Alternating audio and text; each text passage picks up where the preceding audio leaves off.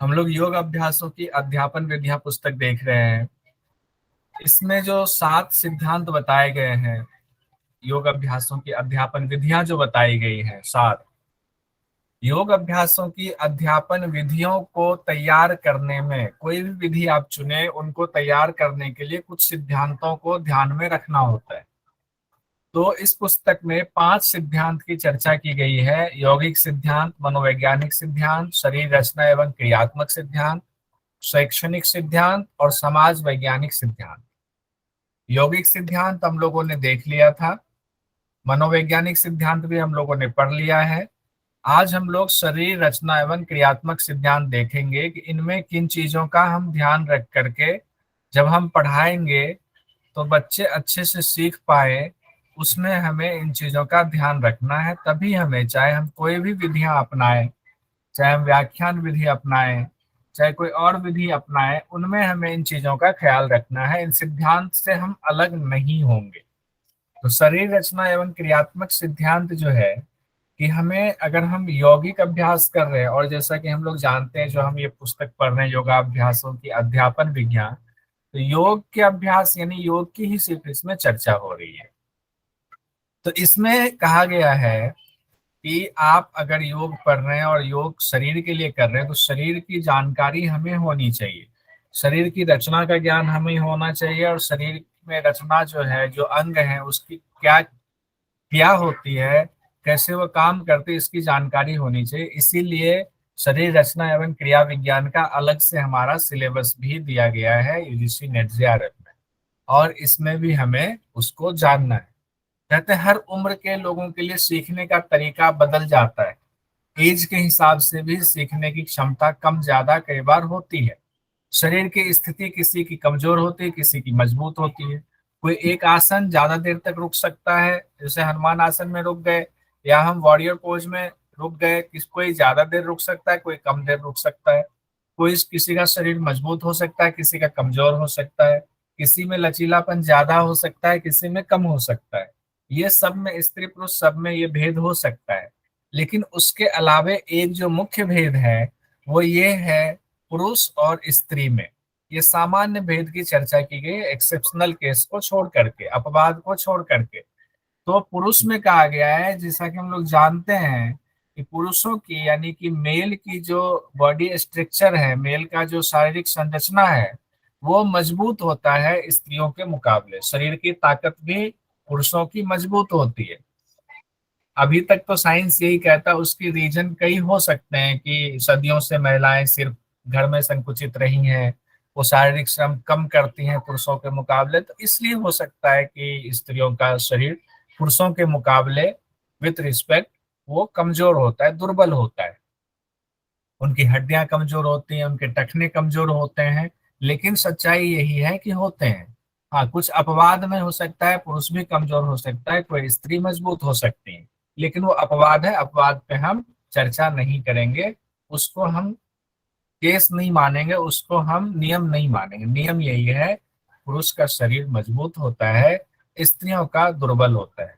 एक इम्पॉर्टेंट चीज जो है, जो एग्जाम में पूछा जा सकता है, या आप योग शिक्षक हैं, कहीं योग कराने जा रहे हैं, तो आपको बहुत काम आएगा।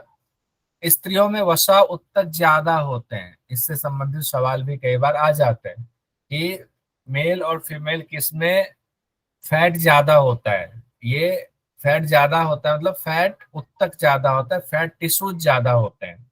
ये ज्यादा लिख रहे हैं, ज्यादा फैट टिश्यूज ज्यादा होते हैं। दूसरा ये है कि पुरुष की जो मांसपेशियां हैं वो ज्यादा मजबूत होती है, स्त्रियों की उससे थोड़ी कमजोर होती है, अभी हम लोगों ने पढ़ा। तो इस वजह से जो मांसपेशियां हैं उसका भार भी पुरुषों में ज्यादा होता है, और ये परसेंटेज आपने याद रखना है कि पुरुषों में संपूर्ण शरीर में मांसपेशियों का भार जो होता है with respect to all body, वो होता है 41%, 41.8% होता है पुरुषों में। मतलब पूरे शरीर का भार जितना है, अगर 50 किलो है, उसका 41.8% उसका सिर्फ मसल्स होता है मेल में। और फीमेल में जितना वजन होगा उसमें 35.8% सिर्फ मसल्स का वेट होता है। मेल में मसल्स की जो कैपेसिटी होती है वो भार कितना है शरीर का? 41.8%। और फीमेल में पेशियों का भार क्या है संपूर्ण शरीर का? 35.8%। जैसे कि राधिका जी हैं, राधिका जी का वजन जितना भी होगा उसका 35.8% मसल्स का वेट होगा। उसी तरीके से सुरेश सर है, सुरेश सर का वजन जितना भी है उसमें से मसल्स का जो वेट होगा इनका ये 40.8%। तो इसमें याद करने के लिए देखिए 8 तो दोनों तरफ है, 8.8% इधर भी है, 0.8% उधर भी है, लेकिन यहाँ पुरुषों में 41 है और महिलाओं में 35 है। तो अंतर कितने का हो गया? 6% का अंतर हो गया। तो एक का अगर याद कर ले, स्त्री का अगर 35.8 याद कर ले तो उससे 6% हम बढ़ा देंगे तो हमें मेल का निकल आएगा। अब कहा गया है वसा ज्यादा होने से पेशियों की कार्य क्षमता कम हो जाती है, पेशियां वीक हो जाती हैं। वीक मतलब वो उतना मजबूती से काम नहीं करती हैं। तो यहाँ से भी एक टेक्निकल क्वेश्चन निकलता है कि अगर फैट ज्यादा है तो पेशीय कार्य क्षमता कम होगी, ज्यादा होगी, कोई असर नहीं पड़ेगा। इस तरह के क्वेश्चंस आपके पास आ सकते हैं। तो अगर वसा ज्यादा है तो पेशीय कार्य क्षमता कम हो जाती है। हालांकि ये अभी सिर्फ मेल और फीमेल का हम कंपैरिजन कर रहे हैं, लेकिन ये जेंट्स में भी अगर फैट ज्यादा होता है तो पेशीय कार्य क्षमता कम हो जाती है। ये जनरल पे भी लागू होता है। एक और जो इम्पोर्टेंट चीज है, पेट की मांसपेशियां, पेट की जो भित्तियां होती है, मांसपेशियां होती है और कई लेयर्स होते हैं पेट में। कहते हैं पेट की जो वॉल होते हैं, स्टमक वॉल, वो पुरुषों की मजबूत होती हैं और महिलाओं की कमजोर होती हैं विथ रिस्पेक्ट। क्यों कमजोर होती हैं? क्योंकि उनके कई प्रकृति से कुछ चीजें ऐसी मिली हुई हैं, जैसे कि प्रसव है, गर्भपात है, अनप्रजनन संबंधी समस्याएं हैं, यानी लेडीज प्रॉब्लम्स इतनी होती हैं कि उदर की मांसपेशियां का तान, तान के बारे में हम लोगों ने पढ़ा था, टोन, टोन शब्द पढ़ा था कि मांसपेशियों में टोन जो है वो कम हो जाता है या नष्ट हो जाता है।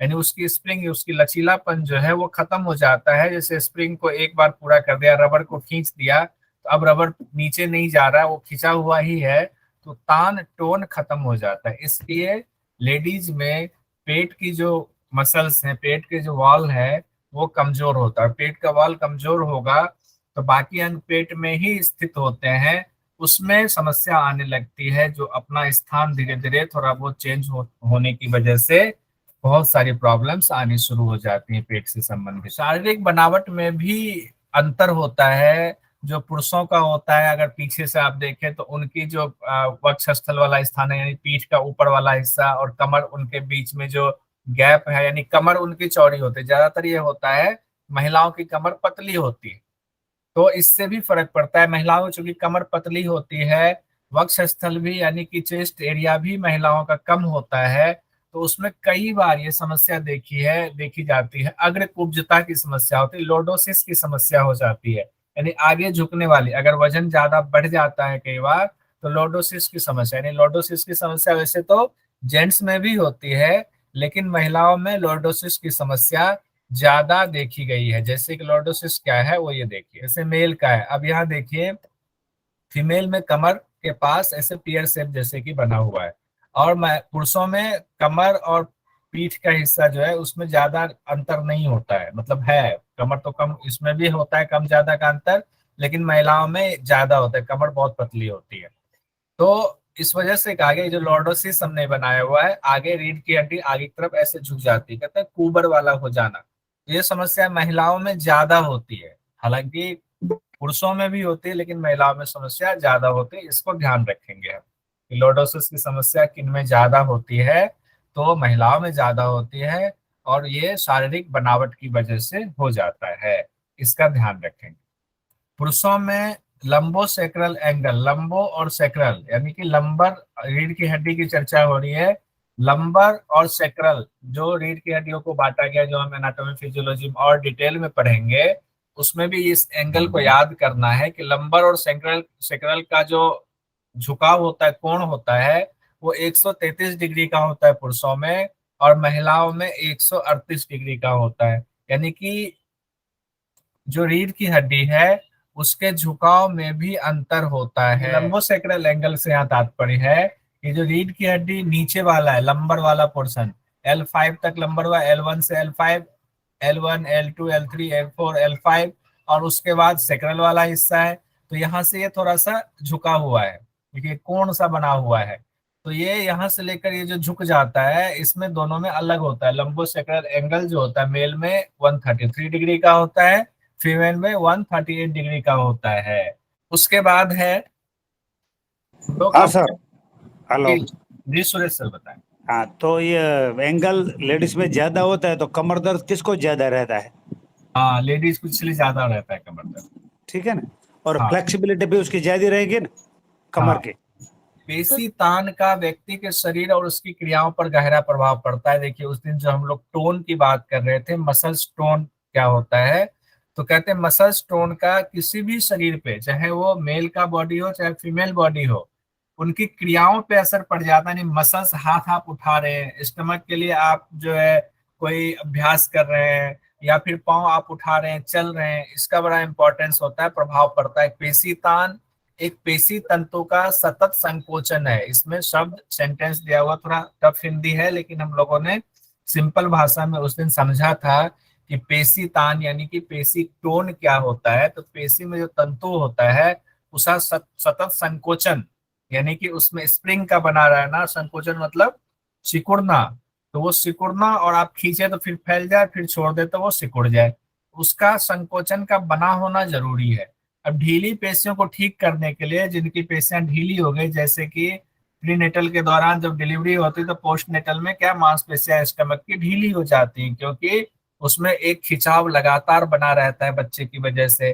तो वो जो मांसपेशियां ढीली हो गई, उसको शिथिलीकरण के अभ्यास के द्वारा भी आप रिलैक्स कर सकते हैं।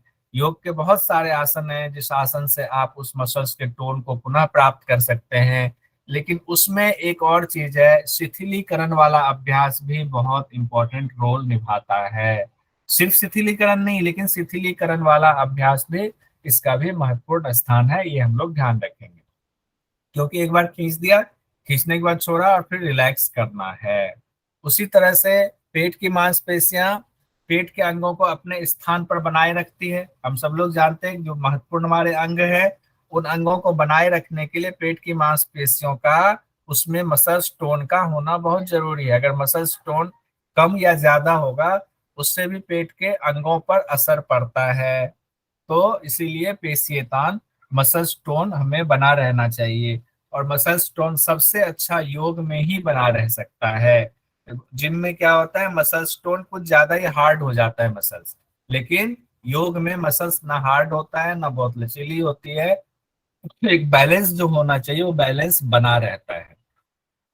लंबे समय तक निष्क्रिय रहने से नहीं, लंबे समय तक अगर कोई बीमार पड़ गए, बेचारों को बिस्तर में रहना पड़ गया, तो मसल्स की का काम हुआ नहीं, तो उसी को कहते हैं लंबे समय तक निष्क्रिय रहना। या मसल्स, हम लोग अगर एक्सरसाइज ना करें तो भी निष्क्रिय हो जाती है मसल्स। तो इस दौरान मेहनत नहीं होने से मसल्स की कार्य क्षमता, मसल्स की जो कैपेसिटी है वो कम हो जाती है, उसका टोन जो है उस पर भी बहुत भारी असर पड़ता है। ऐसे में श्रम युक्त यौगिक अभ्यास का, यानी कि आप जो यौगिक अभ्यास करेंगे, मेहनत वाला श्रम करेंगे, वो अभ्यास कैसे शुरू करेंगे, धीरे धीरे बढ़ाएंगे। पहला दिन थोड़ा सा कम शरीर की क्षमता के हिसाब से, और सावधानी पूर्वक शुरू करेंगे। और फिर धीरे धीरे धीरे जैसे जैसे शरीर के मसल्स की क्षमता बढ़ती जाएगी, वैसे वैसे आसन हम बढ़ाते जाएंगे, और आसन की ड्यूरेबिलिटी भी, उसमें रुकने की जो हमारा समय है उसको भी हम बढ़ाते जाएंगे। इस तरह से हम मसल्स के टोन को प्राप्त कर सकते हैं। किसी खास पेशियों के कार्य करने पर थकान सिर्फ उसी पेशी तक सीमित नहीं रहता है। कई बार हम सोचते हैं ना, हाथ से कार्य कर रहे हैं, हाथ से हमने काम किया तो हाथ में दर्द हो गया। वो दर्द, वो जो पेशी में दर्द हुआ, दर्द कहाँ हुआ, मांसपेशियों में हमने काम करा तो मांसपेशियों में खिंचाव आया, उससे दर्द हुआ। ये सिर्फ ऐसा नहीं कि हाथ में ही सिर्फ खिंचाव रहा, हाथ में ही सिर्फ पेन होगा, वो आगे भी बढ़ जाता है। कई बार पीठ पर करते हैं, पूरी पीठ पर जो है धीरे धीरे धीरे धीरे, कहीं ज्यादा कहीं कम, वो उसका टोन जो है मसल्स का, वो जहां तक खिंचाव आया हुआ है टोन की वजह से पूरा बढ़ता है। तो कहते हैं शरीर में पूरा जो फैलता है कुछ दूर तक, उससे जो थकान होती है उसको हम कम कैसे करेंगे, तो शिथिलीकरण के अभ्यास के द्वारा मांसपेशियों में जो थकान उत्पन्न हुई है, हम उसको कम कर सकते हैं। ये एक बेहतर उपाय होता है। इसके लिए और भी कई उपाय होते हैं, बहुत सारे लोग मालिश कराते हैं, मसाज कराते हैं, उससे भी होता है, आयुर्वेदिक तरीका है। लेकिन हम लोग यौगिक अभ्यास की बात कर रहे हैं। तो मसल्स में जो थकान उत्पन्न हुई है उसको शिथिलीकरण वाले अभ्यास से हम ठीक कर सकते हैं, जैसे कि शवासन है, मकर आसन है, इनसे हम उसको रिलैक्स कर सकते हैं। अब एक यहाँ देखिए, ह्यूमन एनाटोमी में जो हम लोग जब ईयर के बारे में पढ़ेंगे तो वहां पर पूरा डिटेल से जानेंगे। लेकिन यहाँ बताया गया शरीर में बैलेंस कैसे बनती है। शरीर में बैलेंस बनती है, मांसपेशियों में एक तो कॉम्बिनेशन होना चाहिए अच्छा। हर मांसपेशियां एक दूसरे से जुड़ी हुई है तो उनका कॉम्बिनेशन होना जरूरी है। लेकिन एक इंपॉर्टेंट चीज है, कान में एक अर्धचंद्राकार नली होती है, उसमें एक लिक्विड होता है, उस लिक्विड को इंडोलिम्फ कहते हैं, इंडोलिम्फ लिक्विड। इंडोलिम्फ लिक्विड जब हिलने लगता है, जैसे आप अगर चक्कर घूमना शुरू कर दें, ऐसे गोल गोल गोल गोल, थोड़ी देर रुकते हैं, तो हम लोग भी बचपन में करते थे कि गोल गोल घूमे फिर रुके तो पूरा शरीर हिलने लगता था अब गिर जाएंगे अब गिर जाएंगे, और कई बार गिर भी जाते थे हम लोग। तो बचपन में इसको हम खेल के रूप में लेते थे, लेकिन नहीं समझते थे कि ऐसा होता क्यों है। तो ये होता है, कान में एक नली होती है, वो अर्धचंद्राकार नली, कई बार एग्जाम में दे दिया था यही शब्द आता, अर्धचंद्राकार नली। तो अर्धचंद्राकार नली में इंडोलिम्फ द्रव्य होता है, और इंडोलिम्फ द्रव्य की वजह से शरीर का बैलेंस बनता है। तो एग्जाम में आ सकता है आपको कि शरीर का बैलेंस किसकी वजह से बना रहता है। तो उसमें जो भी ऑप्शंस दे दे, कान में अर्धचंद्राकार नली की वजह से, अगर उसमें लिम्फ का नाम नहीं दिया हुआ है, अगर अर्धचंद्राकार नली है तो अर्धचंद्राकार नली को हम टिक लगाएंगे। और अगर द्रव्य का नाम दिया हुआ है, कौन सा लिक्विड है, तो इंडोलिम्फ के बारे में हम टिक लगाएंगे। इससे शरीर का संतुलन बना रहता है। इसके साथ ही शरीर का संतुलन बना बना रहे, इसके लिए आंख का भी स्वस्थ रहना जरूरी है।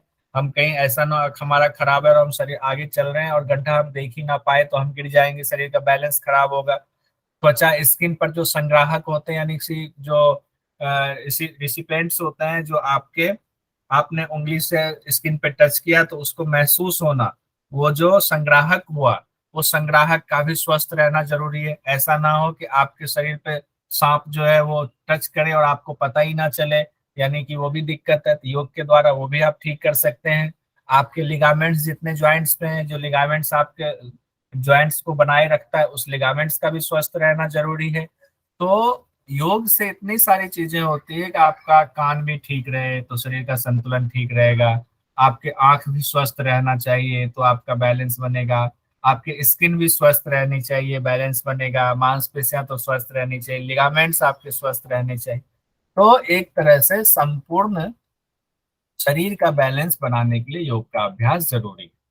अब कहते हैं किसी भी क्रिया में सरलता और दक्षता के लिए न्यूनतम ऊर्जा की खपत होनी चाहिए। योग अभ्यास का ये बेसिक्स है कि अगर आपको योग अभ्यास करते हैं तो इसमें बहुत एनर्जी की खपत अगर हो रही है तो इसका मतलब है कि योग अभ्यास हम ठीक से नहीं कर रहे। योग अभ्यास में कम से कम ऊर्जा की खपत होनी चाहिए, अभ्यास इस लेवल तक हमारा पहुंच जाना चाहिए। यही आइडल सिचुएशन है, यही आदर्श स्थिति है योग के लिए। तेज शारीरिक गतियां जब हम लोग करते हैं, खूब उछल कूद मचाते हैं, उसमें अधिक ऊर्जा लगती है। जबकि स्थिर क्रियाओं में, यानी कि आसन में हम रुक गए और हम रुके हुए 1 मिनट तक, शरीर में टोन उत्पन्न होगा, मसल्स में टोन उत्पन्न होगा, लेकिन एनर्जी हमारी कम खर्च होगी। इसीलिए कहते हैं कि योग के अभ्यास के बाद थकान कम होती है। ये बहुत बड़ा रीजन है। तो यहाँ से आपको निकल करके एक इंपॉर्टेंट चीज आ गया कि योग के अभ्यास में थकान कम क्यों होती है, उसका एक रीजन ये भी है।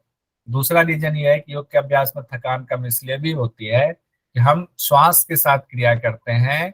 श्वास के साथ क्रिया करने से ऑक्सीजन का लेवल हमारा बना रहता है, जिस वजह से थकान कम होती है। कहते हैं तेज गतिशील और झटकों से हमें बचना चाहिए। जर्क से हमें, योग अभ्यास में सब लोग योग करते हैं और योग करते समय हम कहते भी जिनको कराते हैं कि झटका ना करो, जर्क मत मारो, लेकिन इसमें साथ साथ दो चीजें और दिया हुआ है।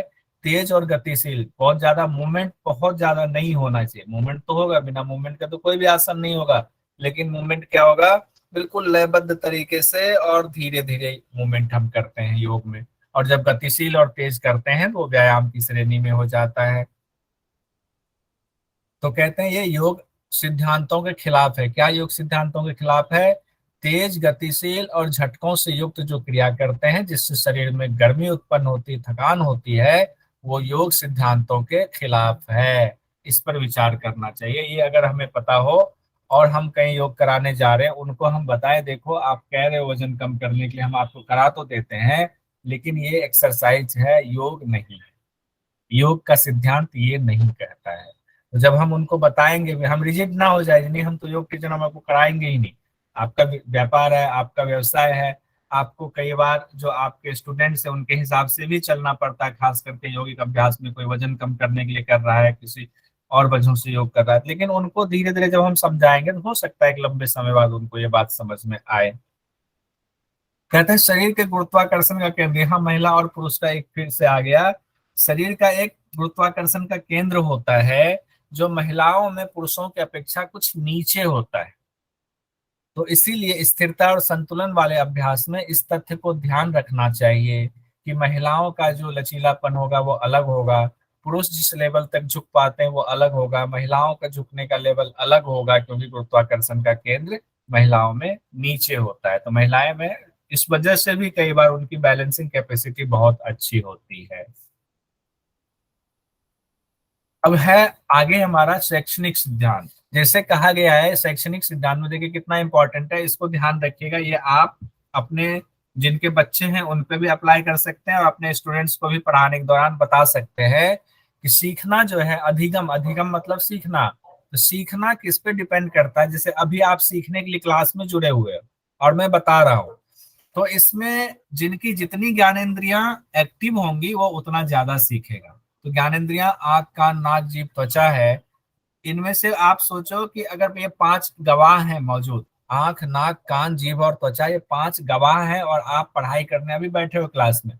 पांच गवाह में से जिनका जितना ज्यादा गवाह मौजूद रहेगा उनका केस उतना मजबूत हो जाएगा। अगर पुंडिक जी का सिर्फ एक गवाह मौजूद है, आंख, नाक, कान, जीभ, त्वचा कहीं और है, ध्यान कहीं और है, तो वो थोड़ा सा ही सीख पाएंगे। और अगर सुरेश सर के आंख भी यही है, देख भी रहे हैं, कान भी यहाँ सुन रहे हैं, और नाक का मान लो यहाँ पे भी इस्तेमाल नहीं है, जीभ का इस्तेमाल जैसे मैंने पूछा तो उन्होंने जवाब भी दे दिया, तो ये अगर चार आपके यहाँ हो गए तो आपके चार गवाह हो गए। तब ये चीजें आप वो चारों गवाह कहेगा नहीं नहीं नहीं ये चीजें हमने पढ़ी थी, याद रखना है। ये बस सिखाने के लिए कह रहा हूँ। बहुत पहले मैं जब हाई स्कूल में पढ़ता था तो हमारे टीचर ने ये सिद्धांत बताया था, लेकिन उस समय समझ नहीं आया इस सिद्धांत का क्या तात्पर्य है। अब समझ में आ रहा है, लेकिन मैंने उस सिद्धांत को अपने ध्यान में बिठा लिया था कि हम किसी चीज को पढ़ें, उसके बाद उसको लिखें, उसके बाद उसको समझने की कोशिश करें, उसको बोलें, तो ढेर सारी इंद्रियां हमारी उसमें इन्वॉल्व हो जाती हैं। जब ढेर सारी इंद्रियां इन्वॉल्व हो जाती हैं तो वो चीजें हमारे चित्त में बैठ जाती हैं, हमें याद जल्दी होता है, वो चीज हम फिर भूलते नहीं। तो आज अभी इसी वक्त से सब लोग अपनी टीचिंग की जो थ्योरी है, पढ़ने और पढ़ाने दोनों चीजों में, इसको दिमाग में बिठा ले। हमारे ज्यादा से ज्यादा गवाह मौजूद रहने चाहिए, पढ़ाने के दौरान भी और पढ़ने के दौरान भी। और हम अपने बच्चों से भी ये बात कहें। इन पांचों में भी दृश्य और श्रव्य का रोल सबसे अहम होता है, यानी कि देखने और सुनने का रोल अहम होता है। क्योंकि जब आप पढ़ते हैं, स्टूडेंट्स हैं, तो आपको बोलने का मौका कम मिलता है। कई सिद्धांतों में, कई विधियों में आपको बोलने का मौका कम मिलता है। हालांकि ग्रुप डिस्कशन वाला जो विधियां हैं उसमें आपको बोलने का मौका ज्यादा मिलता है, लेकिन ज्यादातर में आपको दृश्य यानी देख रहे होते हैं और सुन रहे होते हैं, ये दो क्रिया आप ज्यादा करते हैं।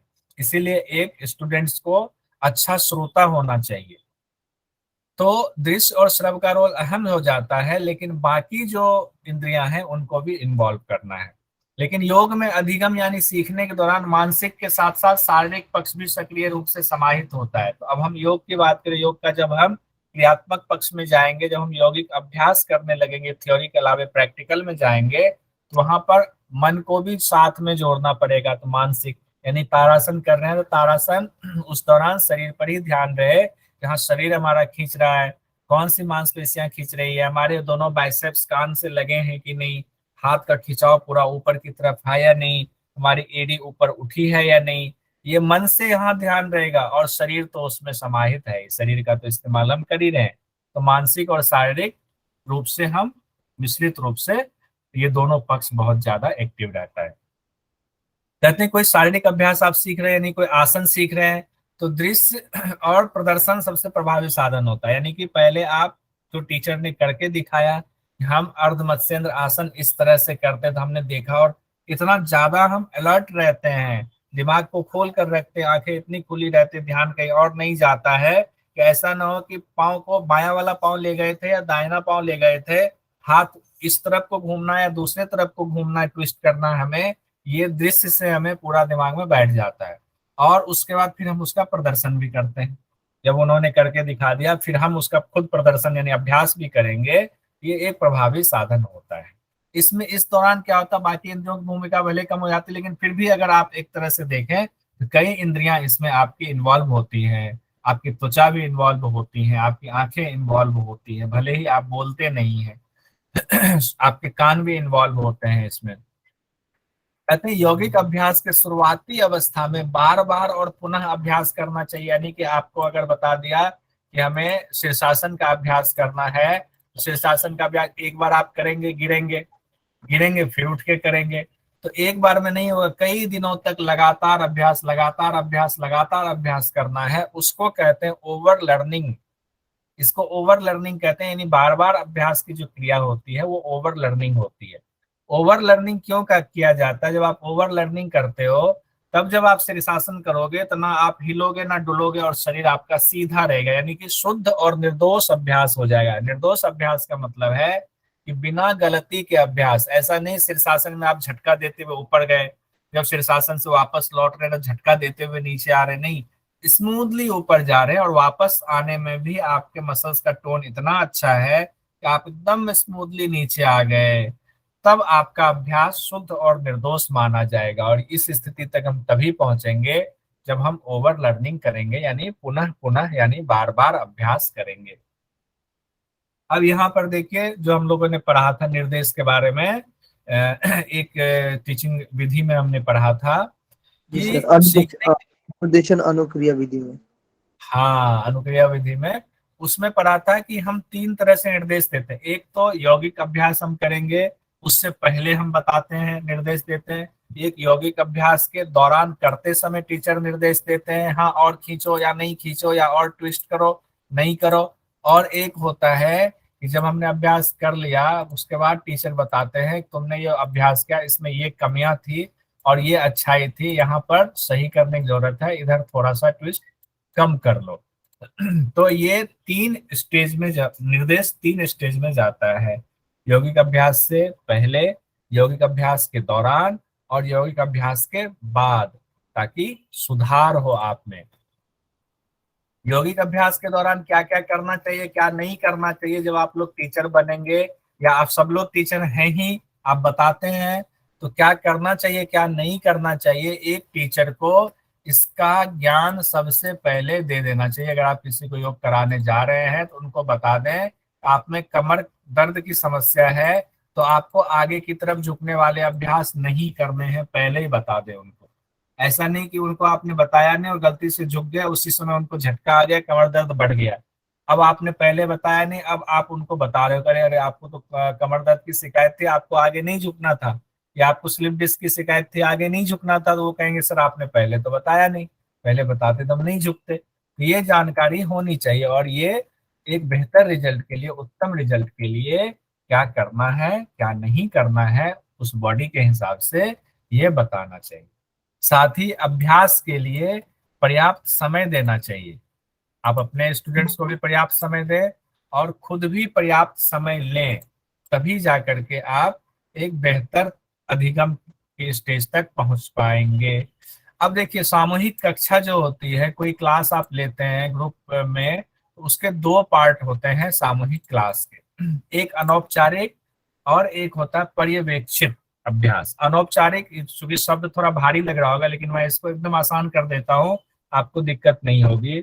अनौपचारिक अभ्यास होता है, पर्यवेक्षित अभ्यास होता है। अनौपचारिक अभ्यास का मतलब है कि आपको कहा गया कि आप शीर्षासन का अभ्यास करें, एक बार टीचर ने बता दिया कि ऐसे ऐसे अभ्यास करते हैं स्टेज है, उसके बाद सबको कहा कि आप अभी अभ्यास करें खुद से। तो कोई दीवार के सहारे उधर चले गए, कोई उधर चले गए और दीवार के सहारे अभ्यास कर रहे हैं, एक बार कर रहे हैं, गिर रहे हैं, ये अनौपचारिक अभ्यास है कि आप बार बार बस कोशिश करते जा रहे, कोशिश करते जा रहे। और पर्यवेक्षित अभ्यास का मतलब है, पर्यवेक्षण का मतलब है कि कोई देख रहा है आपको, आपके सामने अब टीचर खड़े हो गए और टीचर ने कहा अब करो, तो आपने जैसे ही हाथ लगाया, सिर लगाया, तो टीचर वहां बोलेंगे भी हाँ ठीक है, यहाँ सही कर रहे हो, इसको गलत कर रहे हो, इसको अच्छा से थोड़ा सा पाँव और ऊपर उठाओ, अच्छा पाँव थोड़ा नीचे करो, थोड़ा पाँव साइड में करो। तो पर्यवेक्षण किसी के निर्देशन, और कोई खड़ा होकर जब आपको देख रहा हो तो वो पर्यवेक्षित अभ्यास की श्रेणी में आ जाएगा। तो जनरली क्लास को हम लोग दो भाग में इस तरह से बांट कर करते हैं। उसके बाद है हमारा कि सीखने में प्रगमन का सिद्धांत अति आवश्यक होता है। प्रगमन के सिद्धांत को जान लीजिए, इससे संबंधित क्वेश्चन आता है कि प्रगमन का सिद्धांत कौन सा है। प्रगमन शब्द जो है बड़ा भारी शब्द है, तो प्रगमन को हम लोग समझने की कोशिश करते हैं। प्रगमन का सिद्धांत इससे तात्पर्य है किसी क्रिया को जटिल, सरल से जटिल की तरफ ले जाना। जैसे कि सबसे आसान तरीका कौन सा है, आसन का कौन सा आसन हुआ, तो तारासन माना जाता है कि आसान आसन है। तो किसी को कहा आसन कराना है, अब वो पहले कभी उन्होंने करानी, पहले दिन में भाग जाए, उनको आपने कहा अर्ध मत्स्येंद्र आसन करो या आज मत्स्येंद्र आसन कर दो, वो भाग जाएगा। या उनको पद्मासन कभी करानी, डायरेक्ट बोलो पद्मासन लगाओ, जबरदस्ती लगाना है, वो भाग जाएगा। तो उसको क्या पहले सुखासन में बिठाएंगे। तो सुखासन एक सरल क्रिया हुई। तो सरल क्रिया आपने कराया, सुखासन में हुआ, उसके बाद आपने कहा दोनों पाँव आगे करो, दोनों पाँव आगे करने के बाद एक पाँव ऊपर चढ़ाओ, थोड़ा सा ऊपर नीचे थोड़ा सा मूवमेंट करो, दबाने की कोशिश करो, या बटरफ्लाई में थोड़ी देर रुको। तो उसको सरल अभ्यास आपने कराया। उसके बाद जब आप उनको कराएंगे जटिल की तरफ, उनके लिए वही पद्मासन ही जटिल हो सकता है जिनको नहीं आता है। तो ये सरल से जटिल की ओर ले जाना, ये आपको थ्योरी में भी काम आता है और ये आपको प्रैक्टिकल में भी काम आता है। अभी और इसका उदाहरण देता हूँ। दूसरा देख लेते हैं, ज्ञात से अज्ञात की ओर। यानी कि जो चीज आप जानते हैं, अगर मैं क्वेश्चन पूछता हूँ जानकी भदौरिया जी से कि जानकी जी बताए पातंजल योग सूत्र में कितने पाद है, ये बहुत आसान क्वेश्चन है क्योंकि हमने पढ़ाया हुआ है, तो जानकी जी का इंटरेस्ट बढ़ेगा, वो कहेंगे 4 पाद है, 4 पाद है सर, 4 पाद है। तो ये ज्ञात था उनको। अब ज्ञात से हम अज्ञात की तरफ जाएंगे। अब थोड़ा सा टफ क्वेश्चन उनसे पूछ देंगे कि बताओ कि कैवल्य पाद में क्या क्या था। अब जो है जानकी जी थोड़ा सा दिमाग पर जोर डालेंगी, 4 तो है, कैवल्य पाद में हमने क्या क्या पढ़ा था, अब जाएंगे। तो ज्ञात से जो अज्ञात, उनको अगर समझ में नहीं आएगा, वो उनको नहीं आ रहा है, कैवल्य पाद नहीं याद आ रहा है, तो हम उनको बताएंगे, टीचर की जिम्मेदारी है उसमें ये चीजें, अज्ञात चीजें उनको ज्ञात कराएंगे। तो ज्ञात से अज्ञात की ओर जाना ताकि स्टूडेंट्स का इंटरेस्ट बना रहे।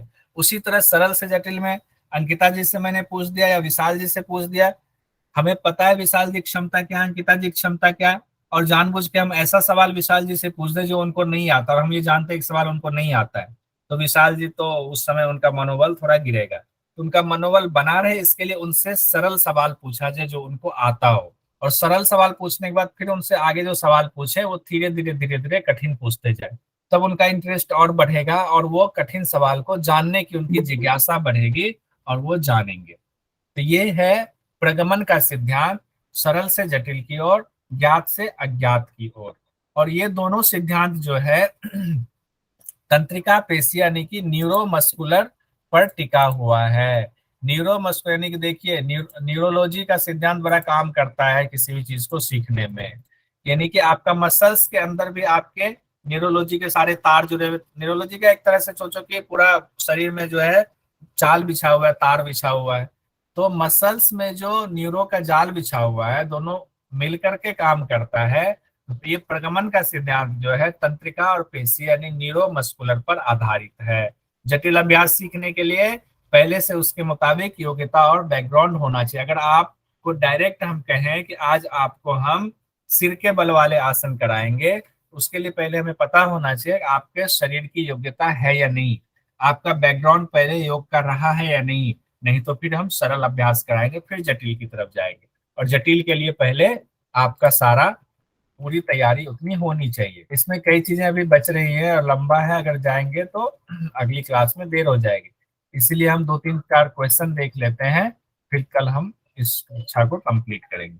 सवाल है पहला आपके सामने कि पुरुषों में पेशियों का भार शरीर का कितना प्रतिशत होता है। फटाफट फटाफट सब लोग इन्वॉल्व हो करके इस क्वेश्चन आंसर वाले सेशन में सब लोग इन्वॉल्व होइए, तब मजा आएगा। ऑप्शन 2 में डालिए, बोलेंगे तो सब लोग 41 कमला जी, राधिका जी बहुत अच्छा, शारदा जी, उमेश जी 41.8%, यानी कि दूसरा आप लोगों ने, सब लोगों ने कहा। सब लोग इन्वॉल्व कीजिए, सब लोग। हाँ बहुत बढ़िया, जानकी जी, संतोष जी, विशाल जी बहुत बढ़िया, सब लोग इन्वॉल्व होइए। उसी तरह से अब दूसरा, आनंद श्रीवास्तव जी ने दूसरा कहा, महिलाओं में पेशियों का बाहर शरीर का कितना प्रतिशत होता है?